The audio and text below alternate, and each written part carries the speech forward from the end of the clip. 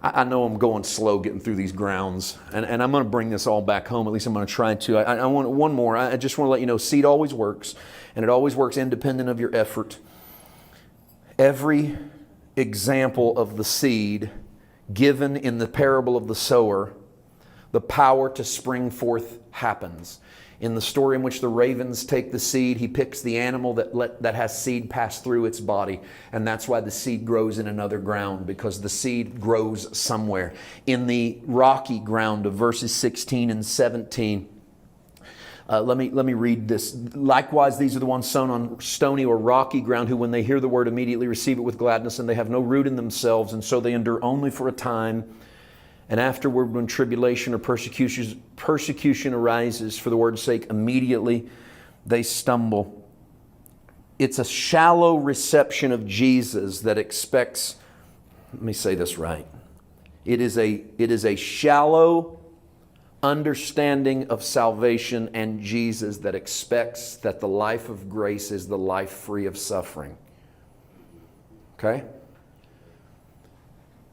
The seed, Jesus, falls on ground that undergoes rockiness or stone, that undergoes a persecution. I moved a step ahead of myself a moment ago. I walked you into that fiery furnace that really belongs in this passage, because Jesus says this is the man who doesn't endure persecution, the man who doesn't endure tribulation. I think that could also be interpreted the person who doesn't think that's indicative of the grace of God and of the favor of God. I'm here to tell you, I don't want to bust any bubbles, but this is the kind of thing that needs to be said in the pulpit. Life is suffering, even for believers, especially for believers. Life is suffering. You go, yeah, but I'm a grace person, and I just believe in the favor of God. Well, good luck believing in the favor of God that excludes suffering, because suffering happens. Suffering happens. It happens to everyone. Wouldn't it be better to face suffering with meaning? Yes. Yes. Let me ask you that again. Wouldn't it be better to have a reason when you're going through something? Right. Maybe the reason would bring you out. In the beginning was the Word, and the Word was with God, and the Word was God. What's Word? Logos. What's Logos meaning? Wouldn't it be better to have some meaning than to have no meaning at all? If you had meaning, you'd be able to face whatever fire and whatever tribulation you had, because you would know there was a purpose. Not God's trying to teach me something, but rather God will never leave me here to learn on my own. Yes. Stop looking at every bad thing in your life and going, God must be trying to teach me a lesson. No, instead, God will not leave me here to learn this lesson by myself. God will walk through this lesson with me. God doesn't have to hit me to teach me anything, but He'll never let me get hit without Him getting hit. God doesn't have to break my leg to teach me something, but He'll never let my leg be broken where He doesn't let His leg be broken. Right. If I face it, He faces it. That's me picking up my cross and realizing that whatever I suffer through, Jesus suffers through with me, no matter what it is. He also says that sometimes it falls on thorny ground, or ground with thorns. Verse 18, these are the ones sown among thorns. They are the ones who hear the word, and the cares of this world and the deceitfulness of riches and the desires of other things entering up choke the word, and it becomes unfruitful. And this thorny ground is defined in verse 19 as the cares of life, or the deceitfulness of money, or riches, or possessions, or comfort, and the desire for other things. These are the worldly things. And I want you to catch this. These are the worldly things that exist in the same realm as the kingdom.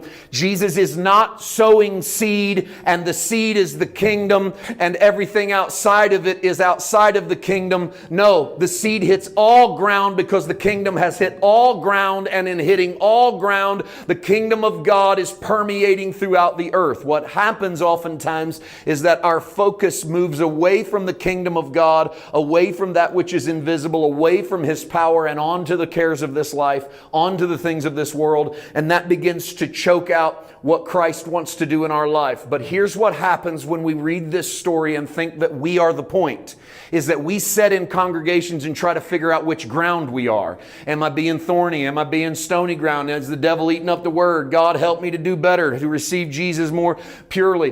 When in reality, the story is not about you inspecting to see which ground you are alone. It is about that. That has to exist, but it's not all it's about. What it means is that Christ, the crucified, resurrected, ascended Christ, has permeated all soil. And we need to let the Word do the work instead of us doing the work, because wherever we do the work, we choke out life. When we do the work, we get obsessed with money.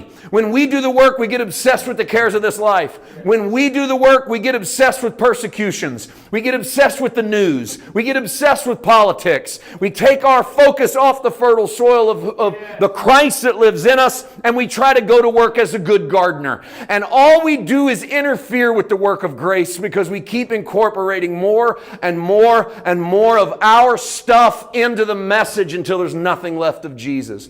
And it is why Jesus is the hardest thing to find in the church. You come into the church and you can find all kinds of stuff.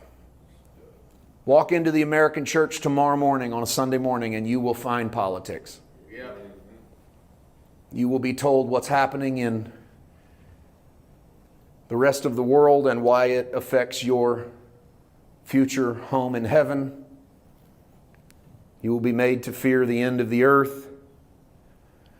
You will be encouraged to fund someone's dream. Yes. Right. Yeah. You'll be preached to about someone else's vision. You'll be recruited. Yeah. You'll be signed up. You'll be used. That's right. You'll be burned in a fire that's designed to destroy anything and everything that walks into it, but you'll have a hard time finding Jesus.